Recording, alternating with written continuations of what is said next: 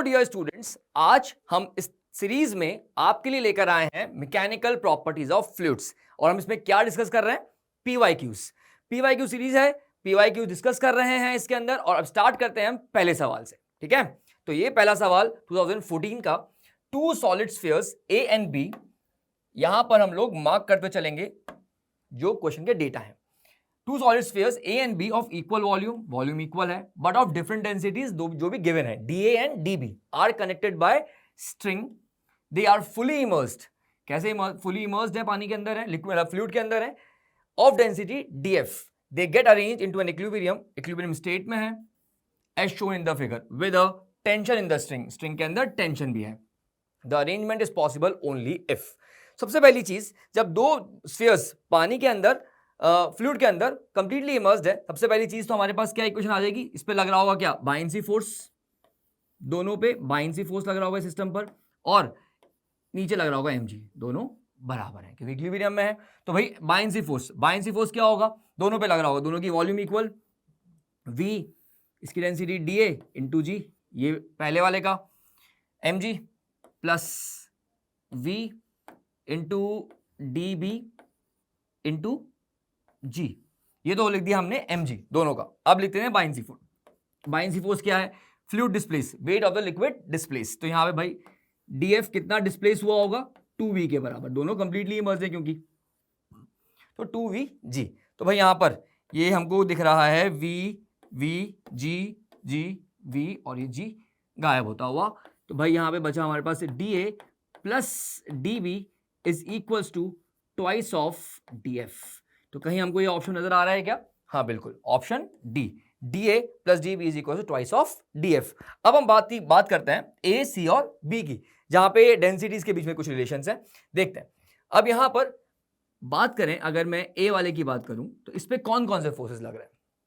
सबसे पहले अगर मैं बात करूं तो एक तो mg लग ही रहा है नीचे, mg, और ऊपर लग रहा है बायएंसी फोर्स, और लग रहा है tension away from the body, tension. यहाँ इक्विलिब्रियम में है, मैं कह सकता हूं कि भाई buoyancy force is equals to mg plus tension. और बायएंसी फोर्स कितना होगा? Weight of the liquid displace, weight कितना? v इंटू डी एफ, इतना डिस्प्लेस हुआ, v वॉल्यूम का displace liquid into d f, m into g is equals to mass इसका, तो dA into v into g plus tension. तो हम ये लिख सकते हैं कि टेंशन किसके बराबर आ गई? टेंशन बराबर आ गई v इंटू जी, कॉमन लेकर dF माइनस dA। क्या बात समझ में आ रही है? तो यहां पर tension is not equal to 0, तो हम ये लिख सकते हैं कि dF is greater than dA, dF is greater than dA। क्या ये ऑप्शन में है? हाँ, dF is greater than dA, तो ए ऑप्शन भी हमारा सही हो गया। अब बात करते हैं बी वाले स्फीयर की। तो बी वाले स्फीयर की बात करेंगे तो वो भी उसमें भी सेम चीज। तो यहां पर दो फोर्स तो सेम, mg नीचे लग रहा है, बायएंसी फोर्स ऊपर लग रहा है। अब इसमें लग रहा है टेंशन, बॉल नीचे थी, अवे फ्रॉम द बॉडी, ये टेंशन। तो यहां पर इक्वेशन में हल्का फुल्का चेंज है, tension plus buoyancy force is equals to mg। तो tension is equals to mg, तो यहां पर dBvg माइनस बायएंसी फोर्स, तो वो हो गया dF v इंटू जी। तो यहां पर अगर हम देखें, वापस vg कॉमन लेकर dB माइनस dF लिखते हैं, और टेंशन नॉट इक्वल 0 के हिसाब से हम ये बोल सकते हैं कि भाई dB is greater then dF। तो स्फीयर B की जो डेंसिटी है वो dF से ज्यादा है। तो क्या ये ऑप्शन में है हमारे पास? जरा देखते हैं, ये ऑप्शन में है, dB is greater then dF। तो आंसर आ गया A, B and D is the correct option. तो ये सारे possible, arrangement is possible only if, ये तीनों चीजें होनी है, ठीक है? तो बढ़ते हैं सेकंड क्वेश्चन की तरफ। A thin uniform cylindrical shell, सबसे पहली चीज क्या दे रखा है? Uniform cylindrical shell, closed at both ends, is partially filled with water. Partially filled दे रखा है, कुछ पानी भी है उसके अंदर। मतलब अगर मैं बोलूं तो ये सिलेंडर, इसका इनर वॉल्यूम है, कुछ आउटर वॉल्यूम है। तो यहां पर तो ये तो मटेरियल, और इसके अंदर कुछ पानी है। तो इसके अंदर हमारे पास क्या लिखा है? Half partially filled with water, कुछ पानी इसके अंदर है। ठीक है, पहली चीज ये लिखी, it is floating vertically in water in half submerged state, मतलब आधा ये सबमर्ज्ड है, तो इसकी आधी वॉल्यूम पानी के अंदर है, मतलब बाहर अगर आप देखोगे तो यहां पर ऐसा कुछ अंदर पानी में सबमर्ज्ड है। If rho C is relative density of material of the shell, rho c इसकी डेंसिटी है, रिलेटिव डेंसिटी, अगर मैं पानी की डेंसिटी 1 मानता हूं तो ये बेसिकली कितना रो सी इसकी डेंसिटी होगी of the shell with respect to water, then correct statement is that the shell is. ठीक है, आगे बढ़ते हैं, अब इसको सॉल्व करते हैं। तो बेसिकली इसमें कुछ चीजें हम देख रहे हैं कि हमारे पास अगर मैं VO को बोल दूं आउटर वॉल्यूम, इसके दो वॉल्यूम हो जाएंगे, एक तो बाहर वाली वॉल्यूम दिख रही है और एक इनर वॉल्यूम जो अंदर है, इनर वॉल्यूम, और इसके अंदर एक और चीज क्या पानी है, तो उसकी ले लेते हैं वॉल्यूम V, तो volume of water, volume of water inside. ठीक है बेटा, बात समझ आ रही है? तो यहां पे तीन चीजें ये मैं लिख देता हूं इनसाइड, बहुत बढ़िया। तो हमारे पास VO outer volume, VI inner volume और V volume of water inside. चलो आगे बढ़ते हैं और इन सवालों को देखते हैं। तो सब में बेसिकली अगर आप देखोगे तो रो सी के बारे में चर्चा हुई है, तो हम रो सी के पीछे चलते हैं। तो यहाँ पे हम क्या करें, सबसे पहली चीज वही कि भाई बायनेंसी फोर्स इज इक्वल्स टू क्या है, mg। ऊपर की तरफ बायनेंसी फोर्स लग रहा होगा, नीचे mg लग रहा होगा, तो बायनेंसी फोर्स किसका किसका होगा, वेट ऑफ लिक्विड डिस्प्लेस्ड, कितना लिक्विड डिस्प्लेस हुआ, उसने बोला कि V0/2 पानी के अंदर है, तो मतलब V0/2 ही डिस्प्लेस हुआ। V0/2 डेंसिटी कितनी 1 × g, ये तो हो गया आपका बायनेंसी फोर्स। अब mg में क्या क्या आएगा, सिलेंडर का मास, सिलेंडर का वेट और उसके अंदर जो पानी है उसका वेट। तो मैं सिलेंडर का वॉल्यूम जो मटेरियल वाली वॉल्यूम है V0 - VI outer minus inner into rho c into g, और बचा पानी, तो वो कितना है, वो हमने माना V, तो ये हो गया इंटू 1 × g। तो ये इक्वेशन से हमें ये आया। अब हम देखें तो हम अगर रो सी निकालना चाहें तो मैं लिख सकता हूं V0/2, उधर से आया -V अपॉन ये आएगा V0 - VI is equal to g और जी तो गायब हो गया और ये बचा हमारे पास ये, हमारे पास रो सी आ गया। अब हम ऑप्शन पे चलते हैं, more than half filled if rho C is less than 0.5। चलो देखते हैं, तो अगर मैं देखूं लेस देन 0.5 रो सी, तो यहां पर अगर मैं लिखूंगा V0/2 -V upon V0 - VI is less than 0.5, मतलब हाफ। क्या बात समझ में आ रही है? ये पहले ऑप्शन को मैं सॉल्व करना चाह रहा हूं, इसको क्रॉस मल्टीप्लाई करेंगे, आ जाएगा V0 - twice of V less than V0 - VI। V0 से V0 गायब, माइनस साइन से मल्टीप्लाई करेंगे तो हमारे पास आ जाएगा 2V is greater then VI और V आ गया इज ग्रेटर देन VI/2, और V क्या था, उसके अंदर कितना पानी है। ठीक है, तो V is greater then VI/2। अब चेक करते हैं हमारे पास क्या है, V is greater then VI/2। अब चेक करो कि यही दे रखा है क्या, मोर देन हाफ फिल्ड, क्या ये हाफ फिल्ड VI/2 से ज्यादा है, अंदर वाली वॉल्यूम VI उसका आधे ज्यादा, तो ये तो हो गया हमारे पास सही। More than half filled if rho C is less than 0.5, less than half filled if rho C is less than 0.5। तो अगर A सही है तो D तो हमारा ऐसे ही हो गया गलत। अब देखो यहां पर 0.5, ये हमारे पास 0.5 है, ठीक है 0.5।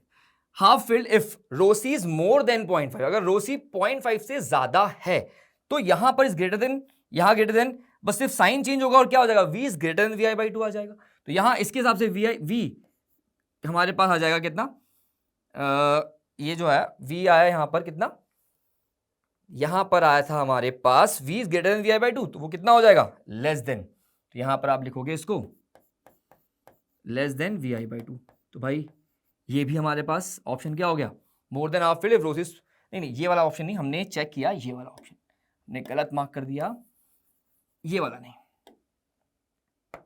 ये वाला, मतलब ये भी हमारा ऑप्शन गलत हो गया। हमारे पास आया V is less then VI/2 जब 0.5 से उसकी rho half filled if rho C is more than 0.5, तो ये भी गलत हो गया। बात करते हैं more than half filled if rho C is more than 1। तो बस इसी इक्वेशन को वापस सॉल्व करते हैं। यहां पर v0/2 minus v upon v0 minus vi, उन्होंने बोला क्या, मोर देन 1। तो भाई इसको कर देते हैं हम ग्रेटर देन 1। क्या बात समझ में आ रही है? अब देखते हैं सॉल्व करते हैं। तो इससे क्या लेके आते हैं हम, v0/2 minus v greater than v0 minus vi। यहां पर ये माइनस v उधर जाएगा, ये हो जाएगा v0/2 माइनस vi। तो यहां से हम लिख सकते हैं v is less then vi minus v0/2। ठीक है भाई। तो यार इससे तो हम कुछ भी इंटरप्रिटेशन नहीं कर पा रहे हैं, जो दे रखा है वो तो हम नहीं कर पा रहे हैं। More than half filled if rho C's, तो ये भी हमारा ऑप्शन गलत है, हम इसको भी सही नहीं बोल सकते। तो हमारे पास ऑप्शन क्या हो गया, ए इज द करेक्ट आंसर। क्या बात समझ में आ रही है? बड़ा ही सिंपल सा कॉन्सेप्ट था, बस थोड़ा सा क्वेश्चन ढंग से पढ़ें, एक एक डेटा को प्रॉपरली लिखें तो बहुत ईजी हो जाता है। डायग्राम बनाने की कोशिश करें, ठीक है। तो यहाँ पे ये था आपका vi अंदर वाला, पूरे का v0, और ये जो था v था। ठीक है बेटा, चलो नेक्स्ट क्वेश्चन की तरफ बढ़ते हैं। हमारे पास नेक्स्ट क्वेश्चन, कलर चेंज कर लेते हैं। A solid sphere of radius r, solid sphere radius r and density rho is attached to one end of the massless spring, इस बार स्प्रिंग है, of force constant k. The outer end of the spring is connected to another solid sphere of radius r. दोनों का ही radius क्या है, r है, पर दोनों की डेंसिटी अलग है। एक की डेंसिटी रो दे रखी है और एक की डेंसिटी 3 रो दे रखी है। The complete arrangement is placed in a liquid of density 2 रो। अब वो 2 रो की जो डेंसिटी है उस फ्लूइड में रखा हुआ है। is allowed to reach in equilibrium the correct statement। अब सबसे पहली चीज जो आपने पहले क्वेश्चन में देखा था कि वहां पे तो लिखा था completely immersed, पर यहां नहीं लिखा हुआ completely immersed। तो हमें पहले चेक करना पड़ेगा कि भाई ऐसा तो नहीं कि कुछ बाहर आ रहा हो। चलो देखते हैं। तो यहां पर हम क्या करें, ये बेसिकली अगर मैं डायग्राम बनाने की कोशिश करूं तो मैं आपको डायग्राम यहां बना देता हूं कि भाई कुछ ऐसा होगा कि यार ये ए ब्लॉक, ये स्प्रिंग, ये बी ब्लॉक, इसकी डेंसिटी रो, इसकी डेंसिटी 3 रो, और ये 2 रो के लिक्विड में रखा हुआ है। ठीक है ना। तो इस पे क्या एक लग रहा है mg, इक्विलिब्रियम पे mg, ऊपर की तरफ बायनेंसी फोर्स। तो mg क्या होगा, ये mg is equals to buoyancy force. ठीक है भाई, mg दोनों की वॉल्यूम सेम, बस डेंसिटी अलग है। तो यहां पर देखें रो vg ए वाले के लिए प्लस 3 रो vg बी वाले के लिए, ये हमारा हो गया बायनेंसी फोर्स। ये दोनों की वॉल्यूम v है तो 2v लिक्विड डिस्प्लेस होगा अगर फुली इमर्स्ड होता तो यहां पे हमको पता करना है ये तो कि भाई फुली इमर्स्ड है कि नहीं।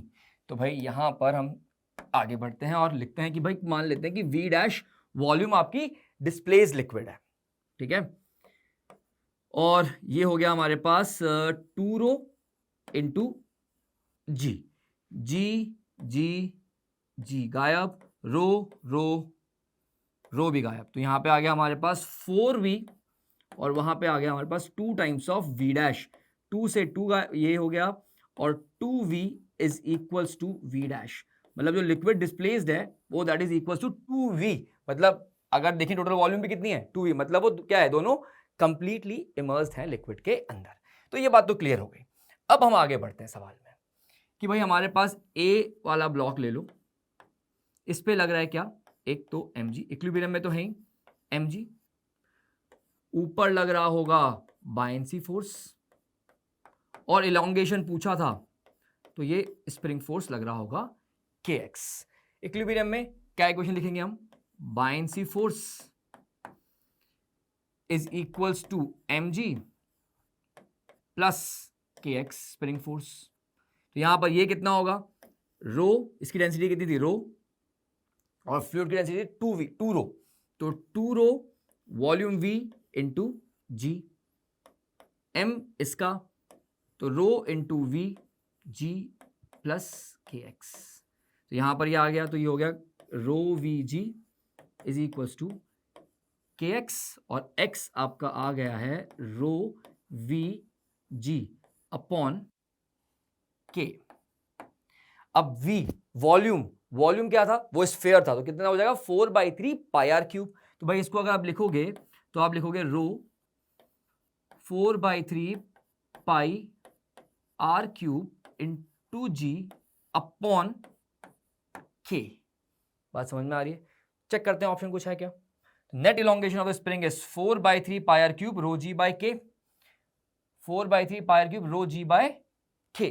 तो हमारे पास ए ऑप्शन क्या हो गया, एकदम सही हो गया। और the light sphere is completely submerged, क्या वो कंप्लीटली सबमर्ज्ड है? वो तो हमने चेक किया कि भाई दोनों की दोनों कंप्लीटली सबमर्ज्ड थे, तो D is also a correct option. इस पार्शली सबमर्ज्ड और ये इलोंगेशन वाली बात, क्या बात समझ में आ रही है? तो बहुत ही इजी सवाल तरफ। अगला सवाल क्या है, बड़ा ही सुंदर सवाल। A spray gun is shown in the figure where a piston pushes air out of a nozzle, a thin tube of uniform cross section is connected to the nozzle। ठीक है भाई, ये पिस्टन है, ये आगे जा रहा है और एक नोजल लगा रखी है आगे। The other end of the tube is in a small liquid container। तो एक एंड ट्यूब का एक कंटेनर में है, स्मॉल कंटेनर ये। As a piston pushes air through the nozzle, the liquid from the container rises into the nozzle। जब जैसे ही इधर बढ़ेगा तो यहां पे जो एयर है उसकी स्पीड बढ़ेगी, मतलब यहां पे स्पीड बढ़ी, प्रेशर क्या हो जाएगा, कम, according to Bernoulli, same height पर है। तो यहां पर क्या होगा, प्रेशर कम हुआ तो ये लिक्विड उठ के बाहर आ जाएगा और फिर ये स्प्रे होके बाहर निकल जाएगा। तो from the gun rise into the nozzle and sprayed out। For the spray gun shown, the radii of the piston, तो radii of the piston and nozzle are 20 mm and the 1 mm। मतलब यहाँ 20 mm है और वहां पे 1 mm, बहुत ही ज्यादा छोटा है, इससे कंपैरेटिवली वो 1 mm। The upper end of the container is open to the atmosphere। तो यहाँ पे भी प्रेशर क्या है, ये अपर एंड ऑफ कंटेनर क्या है, ये P0 प्रेशर होगा यहाँ पर। ठीक है, बात समझ में आती है। चलो सवाल देखते हैं, ये पूरा कॉम्प्रेंशन था, पूरा कहानी समझाई, और उसके बाद अब आप क्वेश्चन पे आते हैं। If the piston is pushed at a speed of, हमारे पास कुछ ऐसा है,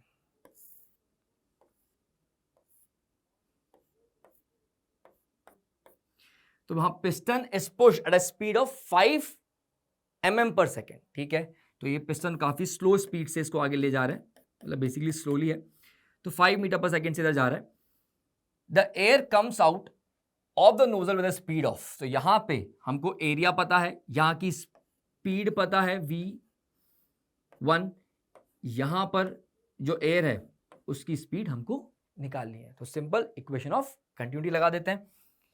तो a1 v1 equals to a2 v2।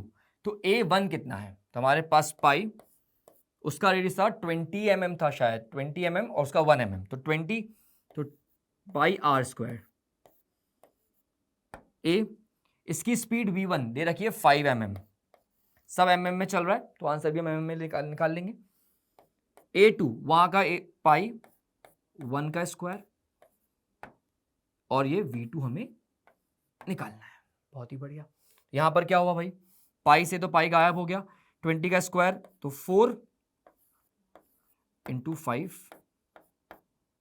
Is equals to v2। तो हमारे पास कितना आ गया है, 2000 mm पर सेकेंड आ गई आपकी v2। बड़ा ही सिंपल। तो यहाँ पे 2, तो इसको अगर और सारे ऑप्शंस आपको मीटर पर सेकेंड में दिए हुए हैं तो ये कितना हो जाएगा, ये हो जाएगा आपका 2 मीटर पर सेकेंड। ऑप्शन क्या हो जाएगा भाई, C is the correct option, 2 meter per second. बड़ा ही सिंपल सवाल। ठीक है, आगे बढ़ते हैं इसके एक सवाल पे, इसी कॉम्प्रेंशन से रिलेटेड दूसरा सवाल। तो ये वही कॉम्प्रेंशन, सेम कॉम्प्रेंशन जो अभी आपने पढ़ा, बस इससे रिलेटेड एक और सवाल आने वाला है। तो उस सवाल में क्या है, if the density of air is rho A, air की डेंसिटी दे रखी है उन्होंने rho A, and that of liquid is rho L, liquid की डेंसिटी दे रखी है आपको rho L, then for a given piston speed the rate volume flow, मतलब speed the rate volume per unit time at which the liquid spread will be proportional to. ठीक है, तो अब यहां पर बेसिकली अगर हम बात करें तो हमें यहां पर, मैं यहां डायग्राम बनाता हूं वापस एक बार। ठीक है, ये पॉइंट आप ए मानो, ये पॉइंट आप बी मानो। ठीक है, यहां पर एक ट्यूब लगी हुई है, ठीक है, ऐसा कुछ है, और इस पॉइंट को हम मान लेते हैं सी, जहां पे लिक्विड स्टार्ट हो रहा है, यहां से कंटेनर में ये ऐसा कुछ है। यहाँ का प्रेशर पी नॉट, यहाँ का प्रेशर पी नॉट, क्योंकि वो पिस्टन स्लोली मूव कर रहा है। ठीक है भाई, अब क्या करें, यहां से पहले ए और बी दोनों के बीच में हम लगा देते हैं बर्नौली इक्वेशन, और यहां से यहां क्या है, एयर, ये क्या है, हवा है यहां पे। ठीक है, तो हम लगाएंगे, दोनों पॉइंट सेम ही हाइट पर हैं, तो हम जो पोटेंशियल वाला फैक्टर है उसको हटा ही देते हैं। तो हाफ, या पी ए बेसिकली हो जाएगा P naught plus half rho V A square is equals to pressure at point B plus half rho V B square. ये जो वी बी है वो क्या है, एयर की स्पीड है उस जगह पर। ठीक है, तो यहां पर P naught half rho V square. अब आपको पता है, अभी इससे पहले वाले सवाल में हमको समझ में आ चुका था कि भाई ये जो एरिया है उससे कंपैरेटिवली बहुत ज्यादा है, तो इसका मतलब हो गया वहां की जो स्पीड है बी पॉइंट की, वो स्पीड इससे बहुत ज्यादा होगी। तो इसके कंपैरिजन में मैं क्या इसको नेग्लेक्ट करके अप्रोक्सीमेट जीरो मान लूं, तो हमारे पास आ गया भाई P naught is equals to pressure at point B plus half rho V, B को मैं अब ताकि कंफ्यूजन ना रहे मैं देता हूं एयर का square, half rho V air का स्क्वायर प्लस पी बी, तो इसको मान लेते हैं हम इक्वेशन 1। ठीक है भाई, इसलिए हमने मान ली इक्वेशन 1। अब आते हैं हम इक्वेशन 2 पर। इक्वेशन 2 सी और बी के बीच में लगाते हैं। ठीक है, तो यार ये ऐसा कुछ है, एच हाइट जो कि नेग्लिजिबल है, पर हम अभी लेते हैं अपने ये बी और ये सी। अब लिक्विड ऊपर उठ के जा रहा है। ठीक है, तो यहां पर मैं लिखूंगा P C plus half rho V C square, और अगर इसी को रेफरेंस मान लो तो 0 is equals to P B plus half rho V B square plus rho G H. ये रो किसका है, लिक्विड का कि एयर का, ये किसका है, लिक्विड का, तो मैं यहां एल लिख देता हूं, ये एल लिख देता हूं। ठीक है, तो ऐसे यहां पर ये एयर का था तो मैं यहां पे एयर लिख देता हूं, तो फिर कंफ्यूजन कभी, ये एयर। ठीक है, चलो हमारे पास ये हो गया। अब यहां पर सी पॉइंट पर जो प्रेशर है वो कितना है, वो तो पी नॉट ही है, वो हो गया पी नॉट, और यहां पर लिक्विड स्टार्ट हो रहा है तो यहां की स्पीड कितनी है, 0, अप्रोक्सीमेटली 0। तो यहां पर आप लिखोगे तो ये हो गया आपका P naught is equals to P B plus half rho of liquid V B square plus ये हाइट नेग्लिजिबल है, इसको भी आप 0 कर दो, तो हमारे पास एक ये बचा। और इससे पहले जो इक्वेशन आप लेकर आए थे, इससे पहले जो इक्वेशन लेकर आए थे वो P naught is equals to P B plus half rho A, air मतलब ये वी एयर का स्क्वायर, और यहां पर ये लिक्विड की स्पीड है, तो मैं इसको यहीं पर लिख देता हूं क्या, लिक्विड। आपको समझ आ जाएगा कि भाई ये लिक्विड ही है, बी पॉइंट में लिक्विड में हमने बर्नौली लगाई थी। तो ठीक है, अब दोनों को इक्वेट करें तो हम ये कह सकते हैं कि half rho L v L का square is equals to half rho A v A का स्क्वायर। क्या एकदम बात क्लियर है, बस हाफ से हाफ गायब हो गया, हमको वी एल निकालना है, तो वी एल कितना आया, वी एल का square is equals to rho A upon rho L V A का स्क्वायर। तो यहां पर ये जो वी एल आया वो कितना आया, under root row A upon rho L, और ये यहां पे वी ए साथ में। तो बेसिकली हम ये कह सकते हैं कि V L is directly proportional to rho A upon rho L, air का डेंसिटी अपॉन लिक्विड की डेंसिटी। देखिए ऑप्शन में कुछ ऐसा है क्या, तो यहाँ पर रो एल अपॉन रो ए, तो यहाँ पे हमारे पास क्या आया, एक मिनट, ए अपॉन एल, तो हमारे पास ऑप्शन क्या आ गया, ए रो ए अपॉन रो एल। ठीक है ना बेटा, यहाँ पे ये एयर था, फिर यहाँ पर ये लिक्विड था, इन दोनों को देखा हमने, दोनों को इक्वेट किया, पी बी बी कटा, तो half rho L v L का square rho A v A का स्क्वायर किया, तो यहाँ पर ये ऐसे। एकदम क्लियर बात। चलो अब हम बढ़ते हैं नेक्स्ट सवाल की तरफ। देखो, a person in a lift is holding a water jar, water jar को ये होल्ड किया हुआ है, which has a small hole at the lower end, lower end पर एक small hole है of its side. When the lift is at rest, जब वो लिफ्ट रेस्ट पे थी, the water jet coming out of the hole hits the floor of the lift at a distance d of 1.2 meters. ठीक है भाई. In the following state of the lift, motion is given in list. ठीक है, lift is accelerating with vertically up. ठीक है, ये आपको lift का मोशन दे रखा है और साथ में आपको डी दे रखे हैं इधर, जो कि आपको मैच करना है. ठीक है, चलो इसको हम आगे करते हैं. तो यहां पर बेसिकली कुछ ऐसा दिया हुआ है, यहां से लिक्विड गिरा,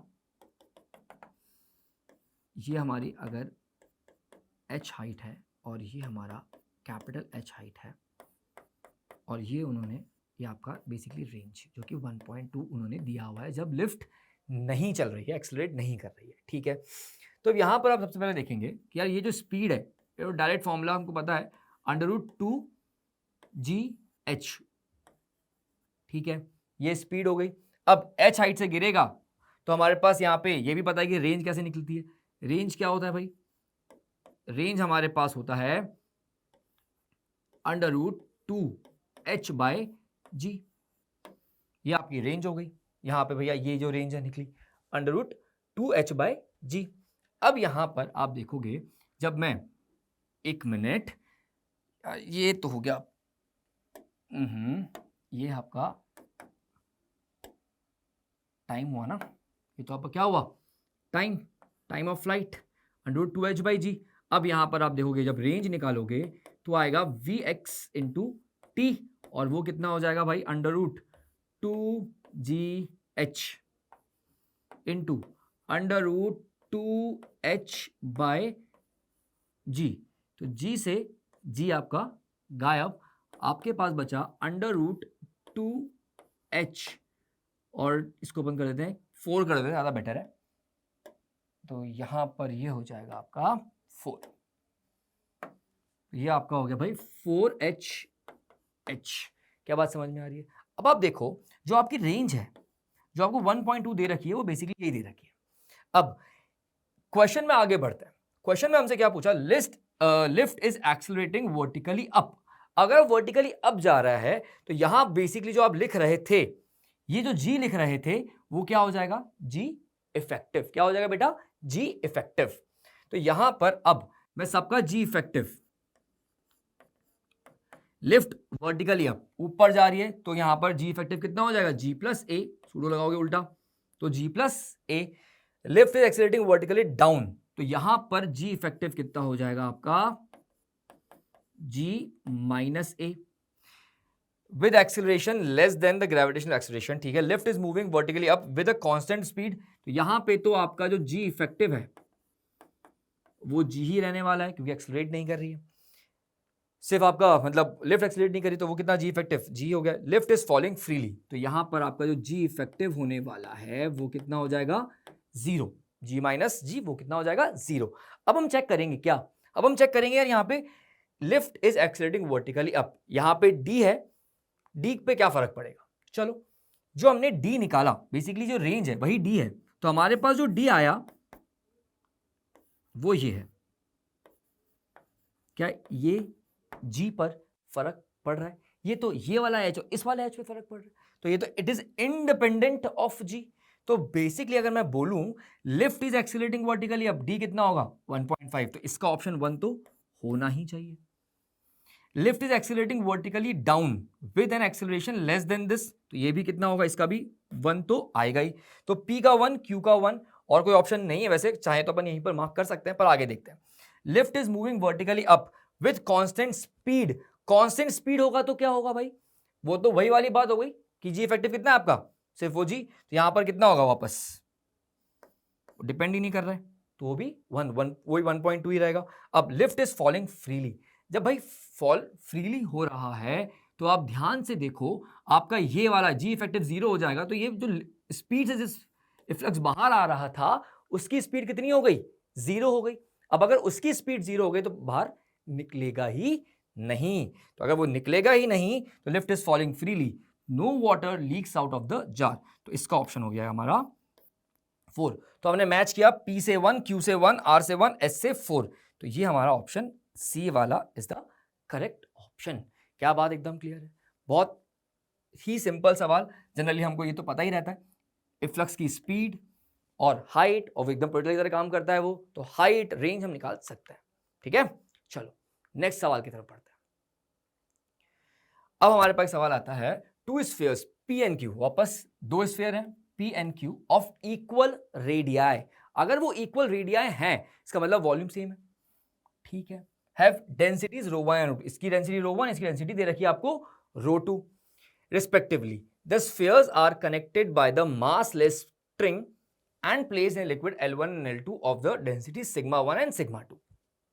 ठीक है, and viscosity is neta 1 and neta 2. ठीक है, तो मतलब यहां पर ये इसकी विस्कोसिटी नीटा 1 है, इसकी विस्कोसिटी नीटा 2 है।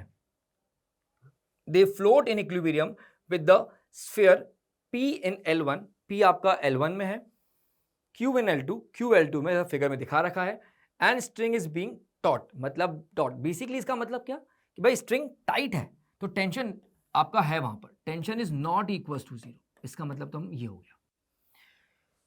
If sphere P alone in L2 has terminal velocity Vp and Q alone in L1 has terminal velocity Vq, then अब ये ऑप्शन है। चलो इसमें आगे देखते हैं।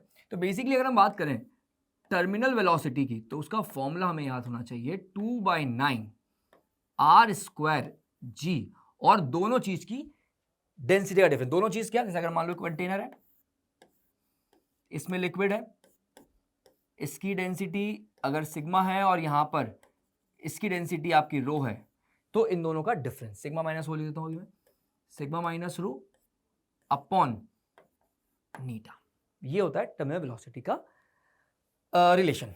ठीक है भाई, अब उन्होंने क्या क्या बोला है उसके बारे में बातें करते हैं। इस फिगर को देखकर हम क्या क्या और इंटरप्रिटेशन कर सकते हैं, पहले वो देखें। उन्होंने बोला ऐसा है, तो मैं सबसे पहले तो ये बोल सकता हूं कि भाई sigma 2 is greater then sigma 1। क्या बात सही नीचे है, sigma 2 is greater then sigma 1। उसके बाद Q वाला जो है इसकी डेंसिटी ρ2 जो है आपका यहां नीचे और ये ऊपर यहां पे, तो यहां पर इस स्ट्रिंग जो है वो टाइट है, तो हम यहां पे ये भी कह सकते हैं ρ2 इज ग्रेटर देन सिग्मा 2, और उसके बाद ऊपर ले सकते हैं ρ1 इज लेस देन सिग्मा 1, ऊपर वाले पार्ट से। बात समझ में आ रही ना? तो ये तो हम तीन चीजें लिख ही सकते हैं, क्लियर। अब अगर हम ध्यान से देखें इन तीनों से, अगर मैं बात देखूं तो सबसे ज्यादा डेंसिटी किसकी हो गई, ρ2 की, मतलब ρ2 सबसे ज्यादा हो गया। उसके बाद आता है हमारे पास सिग्मा 2, और उसके बाद आता है हमारे पास सिग्मा 1, और उसके बाद आता है हमारे पास ρ1। तो ये सीक्वेंस हमने बनाया है भाई चारों की डेंसिटी का। ठीक है, तो हमें समझ में आया कौन बड़ा है कौन छोटा है। अब बात करते हैं टर्मिनल वेलोसिटी की। तो क्वेश्चन में क्या क्या दिया हुआ है देखो, इफ स्फीयर P, ध्यान से पढ़ेंगे, if sphere P alone in L2, P वाला L2 में अलोन, मतलब यहां पर P वाला L1, ये L2 लिक्विड मतलब सिग्मा 2, और इसके अंदर क्या है वो P, ये P वाला मतलब ρ1। ठीक है, ρ1 इसके अंदर। तो भाई ये दोनों है। अब यहां टर्मिनल वेलोसिटी, अब टर्मिनल वेलोसिटी का फॉर्मूला हमें पता है कि मैं इसको ऐसा, दोनों हैं, दो अलग अलग हैं, तो मैं इसको एक नेम कर देता हूं, एक Vp एक Vq। तो Vp हो जाएगा 2/9 R², दोनों का रेडियस क्या था, सेम गिवन है वो, तो वो हो गया हमारे पास R², ये हो गया हमारे पास G, ये नीटा, ये कौन से लिक्विड में है, L2 लिक्विड 2, तो ये नीटा 2। अब मुझे बताओ बड़ा कौन है छोटा कौन है, हम सिंपल बोलते हैं बड़ा कौन है छोटा कौन है। भाई देखो यहां पे आप बोल सकते हो क्या बड़ा कौन है, यहां पर आपके पास हो गया, अब हमको क्या था देखो इसमें देखते हैं ρ2 और ये सिग्मा 2 और ρ1, तो सिग्मा 2 बड़ा है आपका, तो यहाँ पर आप लिखोगे सिग्मा 2 माइनस रो 1, ठीक है। ऐसे ही मैं वी क्यू लिखूंगा 2/9 आर स्क्वायर जी। अब यहाँ पर उसमें उन्होंने बोला कि भाई आपका जो लिक्विड है, ये जो स्फीयर है वो क्यू वाला स्फीयर, और यहाँ पर सिग्मा 1 लिक्विड 1 और इसकी डेंसिटी है हमारे पास रो 2। अब रो 2 बड़ा है कि सिग्मा 1, देखो रो 2 बड़ा है सिग्मा 1 से, तो यहाँ पे आप लिखोगे रो 2 minus sigma 1 upon eta 2।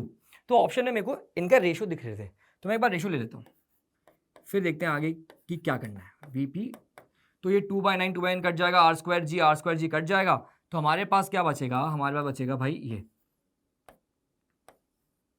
Sigma 2 this, और ये रो 2 माइनस सिग्मा 1, ये था N2, ये था N1, ये N1 में आ गया, ये N2 में आ गया। ये आपका जो दोनों को डिवाइड करने के बाद हमारे पास ये ऑप्शन आ रहा है। अब इनके डेंसिटीज में हमको कुछ रिलेशन चाहिए ताकि हम आगे सॉल्व कर सकें, ठीक है।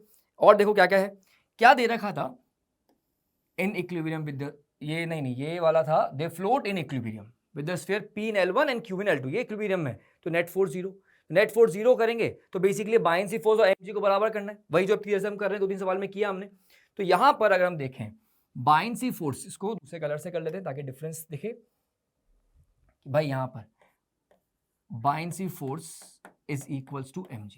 अब बायनेंसी फोर्स कितना होगा, लिक्विड डिस्प्लेस्ड, ठीक है। अब लिक्विड डिस्प्लेस्ड, दोनों ने अलग अलग लिक्विड डिस्प्लेस किया हुआ है, तो अब यहां पर आप देखोगे P वाले ने सिग्मा 1, तो यहां पर मैं लिखूंगा V into sigma 1 into g plus V into sigma 2 into g. ये तो सेकेंड वाले ने किया रो 2 और पहले वाले ने किया rho 1, is equals to mg। mg क्या, mg होगा, दोनों की डेंसिटी क्या है, इसकी रो 1 है, इसकी रो 2 है, तो यहां पे आप क्या लिखोगे mg, रो 1 v into g plus rho 2 v into जी। तो ये हमारा vg और ये vg तो सारे साफ हो गए। बचा हमारे पास क्या, सिग्मा 1 प्लस sigma 2 is equals to rho 1 plus rho 2। क्या ये बात समझ आ रही है? अब आप देखो आपको क्या चाहिए, रो 2 माइनस सिग्मा 2 माइनस रो 1 चाहिए, सिग्मा 2 ये रहा, रो 1 इधर ले आओ, सिग्मा 2 माइनस रो 1, उधर क्या हो गया, रो 2 माइनस सिग्मा 2, तो ये दोनों, इससे हमको ये इक्वेशन मिली। तो आप देख रहे हो sigma 2 minus rho 1 is equal to rho 2 minus, हमने कुछ गड़बड़ कर दिया। अच्छा यहाँ पे 2 है, ये रो 2 था और ये रो 1 था यहाँ पे, ठीक है, रो 2 माइनस सिग्मा 1, तो रो 2 माइनस यहाँ पर ये हो गया और यहाँ पर ये सिग्मा 1 है, इसको इरेज कर लेते हैं और यहाँ पर ये हो जाएगा सिग्मा 1, ठीक है। देखो रो 1 यहाँ है, रो 1 उधर जाएगा रो 2 के साथ, ये सिग्मा 1 उधर गया माइनस रो 2 और इधर ये आया, तो यहाँ पर आप देखोगे रो सिग्मा 2 माइनस रो 1 और रो 2 माइनस सिग्मा 1 दोनों बराबर है, तो ये कैंसिल हो जाएंगे। तो हम ये कह सकते हैं Vp minus Vq is equals to eta 1 upon eta 2। ये तो हो गया एकदम क्लियर। तो यार ये तो हमारे पास हो गया, तो हमारे पास ये तो हो गया नीटा 1 अपॉन नीटा 2, ये तो करेक्ट ऑप्शन हो गया। अब देखेंगे क्या, इसको देखो, हमारे पास ये मुझे पता था कि यार भाई इसके अंदर ये तो हमने कर दिया, डिफरेंस लिख दिया। अब यहां पर आप देखोगे कि पहले वाले में इस वाले को देखो, सिग्मा 1 इसकी डेंसिटी, अब इसमें कंपेयर करते हैं P वाले के लिए, तो रो 1, ठीक है, और सिग्मा 1 कौन बड़ा, रो 1 बड़ा कि सिग्मा 1 बड़ा। यहां पे आपको दिख रहा है भाई ये तो ऊपर जाना चाह रहा है और ये नीचे जाना चाह रहा है, तो दोनों की स्पीड क्या है, अपोजिट डायरेक्शन में। तो यहां पर अब मैं लिखूंगा Vp vector dot Vq vector is equals to, यहां पर Vp Vq cos 180, तो ये cos 180 तो ये नेगेटिव हो गया, तो Vp dot Vq is equals to, मतलब मैं कह सकता हूं कि ये लेस देन 0 है, नेगेटिव है, क्योंकि वो स्ट्रिंग क्या है, टॉट इक्विलिब्रियम में, एक ऊपर जाना चाहता है एक नीचे जाना चाहता है। डेंसिटी में हम देखा डिफरेंस कि भाई ये डिफरेंसेस हैं, तो यहाँ पर इसकी डेंसिटी कम है रो 1 से, तो ये ऊपर जाना चाहेगा, और ये इसकी डेंसिटी ज्यादा है सिग्मा 2 से, तो ये नीचे जाना चाहेगा। ठीक है, मतलब सिंपल, ये P की रो 1 की डेंसिटी कम है सिग्मा 1 से, तो ये ऊपर जाना चाहता है, इसकी डेंसिटी ज्यादा है तो वो नीचे जाना चाहता है, इसलिए इसकी वेलोसिटी नीचे, इसकी वेलोसिटी ऊपर, तो नेगेटिव डायरेक्शन। तो यार ये वाला भी ऑप्शन हमारा सही हो गया। क्या बात समझ में आ रही है? ठीक है, अब बढ़ते हैं हम इसके नेक्स्ट सवाल पर। ठीक है, अब आ गया हमारे पास नेक्स्ट सवाल। Consider two solid spheres P and Q, each of density this 8 gram per centimetre cube, दोनों की डेंसिटी सेम, एंड डायमीटर दिस, दोनों डायमीटर अलग अलग, एक का 1 सेंटीमीटर, एक का 0.5 centimetre. Sphere P is dropped into liquid of density 0.8। ठीक है, P को हमने 0.8 में ड्रॉप किया, एंड विस्कोसिटी दिस, मैं इसको डायग्राम से बनाते चलता हूं ताकि हम कुछ डेटा मिस ना कर जाए। तो भाई ठीक है, sphere P is dropped into a liquid of density 0.8। ठीक है, ये P और इसकी डेंसिटी है दे रखी है 0.8, और इसकी विस्कोसिटी दे रखी है 3। ठीक, और P की और Q की डेंसिटी फिक्स है, वो दे रही कितनी, 8 ग्राम पर सेंटीमीटर क्यूब। बहुत बढ़िया। अब sphere Q is dropped in a liquid, अब Q वाला जो है, उस Q वाले को हमने ड्रॉप किया, ये उसकी डेंसिटी दे रखी कितनी, 1.6, तो ये 1.6 वाले लिक्विड में दिया, और उसकी विस्कोसिटी दे रखी है 2। The ratio of the terminal velocities P and Q। बड़ा ही सिंपल सवाल, सिर्फ टर्मिनल वेलोसिटी का रिलेशन ही पता होना चाहिए और आप कर दोगे। 2/9, दोनों का रेडियस डायमीटर 1 and 0.5, दोनों का रेडियस अलग अलग है। r²g, डिफरेंस इन डेंसिटीज, तो एक है यहाँ पे 0.8 और वो 8, तो मैं लिख देता हूं 8 माइनस 0.8 अपॉन नीटा, और नीटा भी पता है वैसे तो, यहाँ पे अगर मैं इसको इरेज करके, और ये भी तो पता है रेडियस भी, तो इसको भी हम पुट ही कर देते हैं यहाँ पर। तो r इसका P वाले का, इसको मैं P वाले का है आपका 1, तो ये 1 का स्क्वायर, ये सारा डायमीटर, तो ये 0.5 का स्क्वायर हो जाएगा, तो ये नीचे मैं 4 लगा देता हूँ, 1/2 का स्क्वायर हो गया, तो नीचे मैंने 4 लगा दिया। ठीक है, और ये हो गया हमारा Q 2/9, अब उसका 0.5, तो 1/2 का स्क्वायर है, तो बेसिकली यहाँ पर 1/2 डायमीटर, तो 1/4, तो ये 1/16 हो जाएगा, ये r², ये G, और यहाँ पर आपका 8 माइनस 1.6, 8 माइनस 1.6, ये हो गया 8 माइनस 1.6, और इसमें इसका जो वो है 2, ये 2 है, और इधर आपका 3 है। एक बार डेटा चेक कर लेते हैं। 2/9 r², r क्या था इस वाले का, आपको दे रखे हैं डायमीटर 1, तो ये हो गया 0.5 सेंटीमीटर, 0.5 सेंटीमीटर हो गया, तो मैं इसको 1/2 का स्क्वायर करता हूँ, 1/2 का स्क्वायर सेंटीमीटर में, इसको मीटर में भी कन्वर्ट करना पड़ेगा, तो यहाँ पे आप लिखोगे 10⁻⁻4 अलग चलेगा। फिर यहाँ पर 8 इसकी डेंसिटी लिक्विड की, और 0.8 उसकी, तो 8 माइनस 0.8, और ये नीचे विस्कोसिटी 3। 2/9 r², r कितना है इसका, डायमीटर है 0.5, 1/2 तो मतलब 1/4, तो 1/4 का स्क्वायर 1/16 सेंटीमीटर स्क्वायर, मतलब r² है, तो यहाँ पर G 8 माइनस 1.6, और ये 2, यहाँ पर भी चलेगा एक साथ में 10⁻⁻4। ठीक है, अब हमको इन दोनों का क्या लेना है, सिर्फ रेशो लेना है। तो रेशो लेना है, तो अगर मैं इसका रेशो लूं, यही ले लें क्या, चलो यही लेके देखते हैं। तो 2/9 गायब, G गायब, और क्या गायब होता नजर आ रहा है, ये 4 इससे कट जाएगा, ठीक है, पर यहाँ पे 2 है, ये इससे कट जाएगा, और ये आ जाएगा 8। ठीक है, और कुछ कट रहा है, और कुछ नहीं कट रहा, 10⁻⁻4 कट जा रहा है। अब हमारे पास क्या बचा, हमारे पास बचा, अब इसको अलग साइड पर ले ही लेते हैं, VP अपॉन VQ, हमारे पास बचा क्या, 8 माइनस 0.8, ये हो गया हमारे पास कितना, 7.2 2 और एक 3 बचा और यहां पे बचा 8 माइनस 1.6, 8 माइनस 1.6, तो ये हो गया हमारा 6.4 और नीचे कुछ बचा क्या, नीचे 2 से कट गया था, ये 8 बचा था, है ना, तो ये हमारा 8 बचा और तो हमारे पास कुछ नहीं बच रहा है, ठीक है। तो यहां पर सबसे पहले हमारे पास ये 8, ये पॉइंट गायब कर देते हैं, 8 8 64, 8 और 8 9 72, तो यहाँ हमारे पास क्या बचा 9/3 और आंसर आ गया 3। तो Vp/Vq हमारे पास कितना आ गया बेटा, 3 आ गया। तो हमारे पास कितना है Vp/Vq, इसमें तो इंटीजर टाइप है, तो आंसर कितना होगा इसका, 3 इज द करेक्ट आंसर।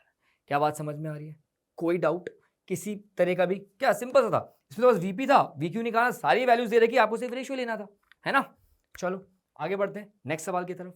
अब हमारे पास क्या, drop of liquid of radius this, एक ड्रॉप है, इसका रेडियस कितना है 10⁻⁻², having surface tension, this surface tension दे रखा है 0.1/4 पाई, ठीक है। Divide self into k identical drops, k identical drops में टूटा, मतलब एक बड़ी ड्रॉप थी जो k छोटे छोटे ड्रॉप्स में टूट गई। In this process, the total change in surface energy del U is 10⁻³ joule. If K is 10 power alpha, then value of alpha is. तो देखो सिंपल सी बात, यहां पर हमारे पास सबसे पहले पता होना चाहिए सरफेस एनर्जी का फॉर्मूला। वो सरफेस एनर्जी का फॉर्मूला क्या है, सरफेस टेंशन इनटू एरिया, या फिर चेंज इन सरफेस एनर्जी होगा surface tension into change in area. तो अब देखो यहां पर कुछ एरिया है, यहां पर कुछ एरिया है, तो एरिया चेंज हुआ, सरफेस एनर्जी चेंज हुई, बस हमको वही निकालना है। तो सबसे पहले हम ये कह सकते हैं कि भाई ये पूरी एक ड्रॉप टूट कर ये सब ड्रॉप मिली है, बनी है, तो वॉल्यूम कंजर्व करते हैं। तो भाई जितनी वॉल्यूम पहले थी 4/3 pi capital R³ is equals to K times of 4/3 pi small R³।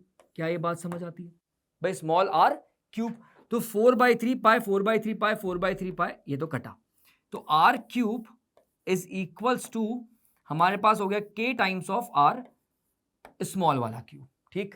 तो स्मॉल वाले का रेडियस हम निकालें अगर, तो small r will be R/K power 1/3, ठीक है ना, ये स्मॉल रेडियस आ गया। अब हमारे पास एनर्जी कोई जो डिफरेंस है, हमको चेंज इन एरिया निकालना है, बेसिकली वही काम हो रहा है। तो एरिया इनिशियल हमारे पास कितना था, वो था हमारे पास भाई 4/3, सॉरी ये तो वॉल्यूम हो गया, 4 pi capital R², 4 pi capital R²,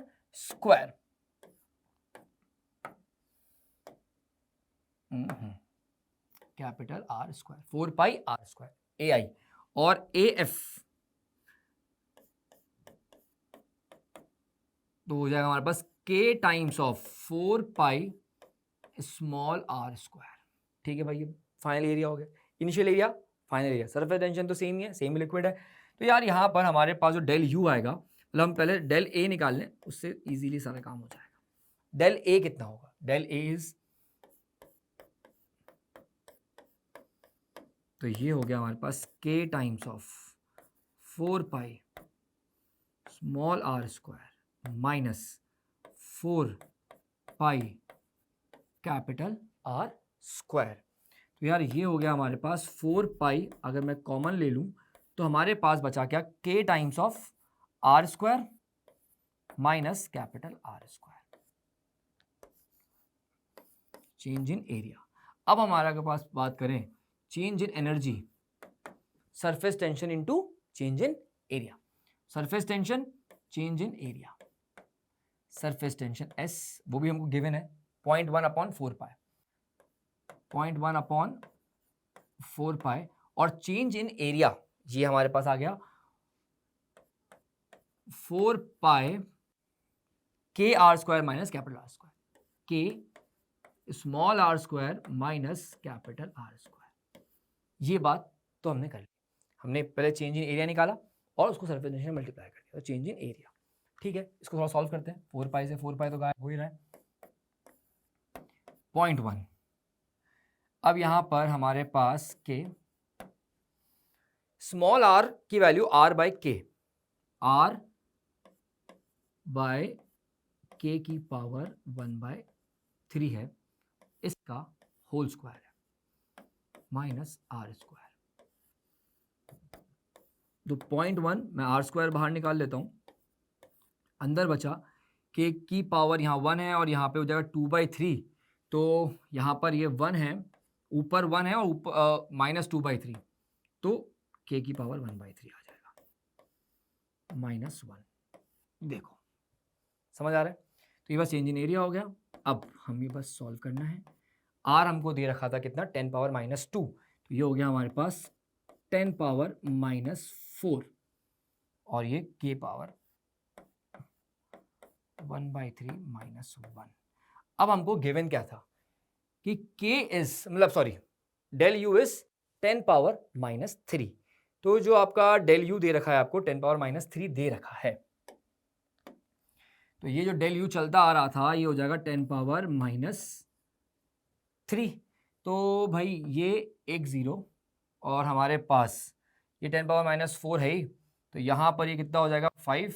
इसको एक काम करते हैं, ये पहले काट देते हैं, ये बचा -1, तो ये 10 पावर -2, तो ये हो गया 10 पावर 2 इधर, के की पावर 1/3 -1, तो ये 100 है, 1 को हम नेगलेक्ट कर सकते हैं, तो हमारे पास क्या हो जाएगा 10 पावर 2 इज इक्वल टू के पावर 1/3। दोनों साइड क्यूब ले लेते हैं, दोनों साइड क्यूब लेते हैं तो हमारे पास हो जाएगा 10 पावर 6 इज इक्वल टू के, और हमें दे रखा है क्या, के है 10 पावर अल्फा, तो हमारे पास 10 power 6 is equal to 10 power alpha लिखते हैं अगर हम, तो अल्फा की वैल्यू कितनी आ जाएगी, ये आ जाएगी 6। तो ये एक इंटीजर सवाल।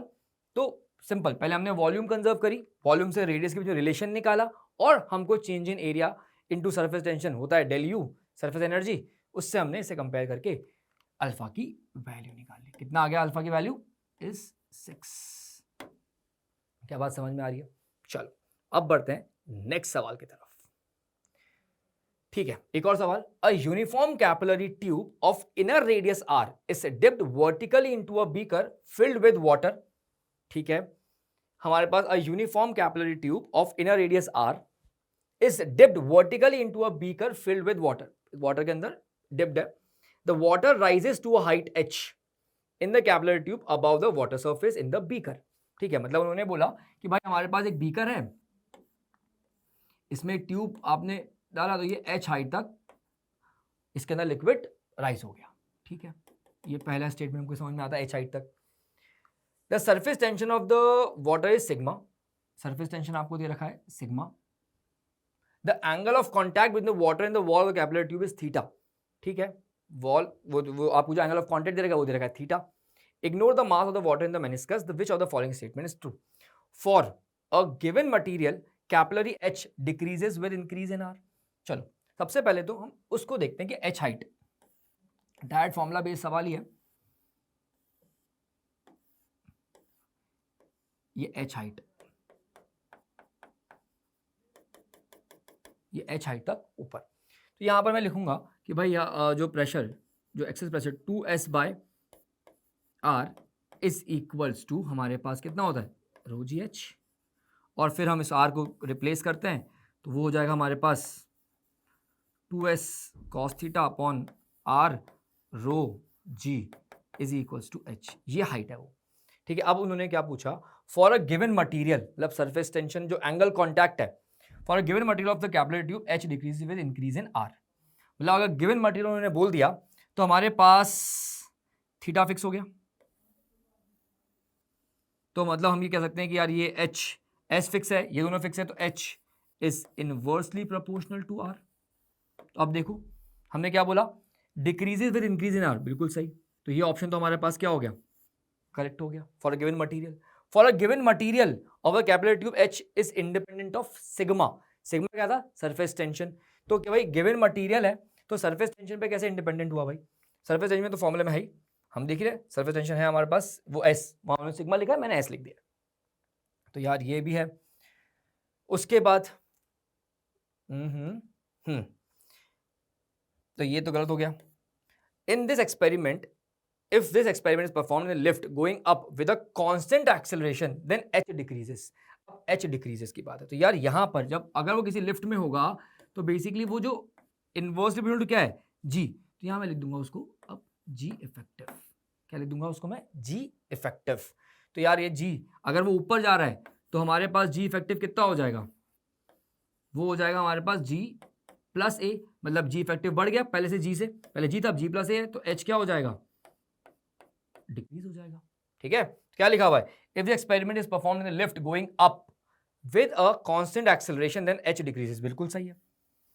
h is proportional to constant angle, contact angle theta, तो बिल्कुल कांस्टेंट। अब इसमें है गड़बड़, देखो उन्होंने बोला कि भाई जो आपका h है इस प्रोपोर्शनल टू कॉस थीटा है, वो तो आप ही बोल रहे हो, पर वो पूछ रहे हैं कि h is directly proportional to the contact angle theta. बेटा ये कॉस फंक्शन है, थीटा के साथ अगर थीटा बढ़ेगा तो ये वैल्यू घटेगी, ये वैल्यू घटेगी तो h घटेगा, समझ में आ रहा है। तो ये इसका मतलब ये हो गया भाई कॉस थीटा के प्रोपोर्शनल है, पर कॉस थीटा अगर आप देखोगे तो जैसे जैसे थीटा बढ़ाओगे 0 से लेकर 90 तो ये वैल्यू घटती चली जाएगी, तो h घटता चला जाएगा। तो मतलब आपका क्या हो गया, h is proportional to contact angle, नहीं ये भी गलत हो गया। तो मतलब A and C is the correct option. क्या बात समझ आ रही है, इसी में ये बहुत बढ़िया था कि भाई कांटेक्ट एंगल थीटा दे रखा है, जनता क्या कर देती है कई बार कॉस थीटा को देखकर इसको भी टिक मार देती, पर वो कॉस थीटा है, ध्यान रखें। ठीक है, चलो अब बढ़ते हैं हम नेक्स्ट सवाल की तरफ। हमारे पास क्या है, consider thin square plate floating on a viscous liquid, viscous liquid पे एक थिन प्लेट फ्लोट कर रही है। The height h of the liquid, the height h of the liquid in the tank is much less than the width of the tank. Tank की width बड़ी है as compared to height. The floating plate is pulled horizontally with a constant velocity u naught. Which of the following statement is are true? ठीक है, मतलब हमारे पास ऐसा कुछ है, कंटेनर पे ट्यूब प्लेट, उसकी वेलोसिटी आपको दे रखी है u नॉट, ठीक है, और ये हाइट आपको दे रखा h, और ये बेसिकली कुछ एरिया होगा a, ठीक है, ये आपको एरिया दे रखा है a, ठीक है। तो अब और क्या क्या दे रखा है, द हाइट h फ्लोटिंग, और ये विस्कस लिक्विड है, ठीक है, ओके। तो हमें पता है जो विस्कस फोर्स है वो eta A dv by tx, velocity gradient, ठीक है। तो यहां पर अगर मैं देखें यहाँ की स्पीड, अगर मैं ग्रेडियंट देखूं तो ये बहुत छोटी हाइट है, उन्होंने बोला कि h a के कंपैरेटिवली बहुत छोटी है, तो मैं लिख सकता हूँ a dv, v को लिखूंगा मैं u not minus 0 upon D x, कितना h, तो मेरा ये विस्कस फोर्स हो गया। तो अब ये इसको अगर देखूं तो viscous force is equals to, इस केस में आ गया eta A u naught upon h, ठीक है। तो अब resistive force on the liquid on the plate is inversely proportional to h, inversely proportional to h, बिल्कुल सही, ये सही हो गया। Resistive force of the liquid on the plate is independent of the area of the plate. एक minute, resistive force मतलब वही viscous force on the plate is independent of area, क्या इंडिपेंडेंट ऑफ एरिया था, नहीं, वो तो आ ही रहा था ना एरिया, तो ये तो हमारे पास क्या हो गया, गलत हो गया। The tangential stress on the floor of the tank increases with you not, बिल्कुल, कि जितना फोर्स विस्कस फोर्स इधर लग रहा है, तो यहाँ पर जो हमारा टेंजेंशियल स्ट्रेस है, कहाँ गया हमारा टेंजेंशियल स्ट्रेस, ये फोर्स अपॉन एरिया, अगर मैं बात करूँ यहाँ पे फोर्स अपॉन एरिया, तो यहाँ पर ये डायरेक्टली प्रोपोर्शनल किसके आ गया, नीटा यू नॉट अपॉन एच, तो ये यू नॉट के डायरेक्टली प्रोपोर्शनल है, बिल्कुल सही, तो ये भी हो गया सही। The tangential shear stress on the plate varies linearly with the viscosity, तो डायरेक्टली प्रोपोर्शनल है क्या नीटा के, बिल्कुल, ये आपको दिख रहा है डायरेक्टली प्रोपोर्शनल है नीटा के, F by A is directly proportional to नीटा। तो यार ये भी हमारे पास क्या हो गया सही, A C D is the correct option। बड़ा ही सिंपल सवाल, क्या बात क्लियर है एकदम। तो आज हमने बहुत सारे सवाल कर लिए, अब बचे हुए मतलब कुछ सेट ऑफ सवाल, कुछ सेट ऑफ क्वेश्चंस बचे हैं, वो हम नेक्स्ट सेशन में लेंगे। आज सेशन में हमने काफी ये सब जो किया, इसको एक बार आप वापस एक बार देखना, और फिर हम नेक्स्ट सेशन में बचे हुए सेट ऑफ क्वेश्चंस के साथ मिलते हैं।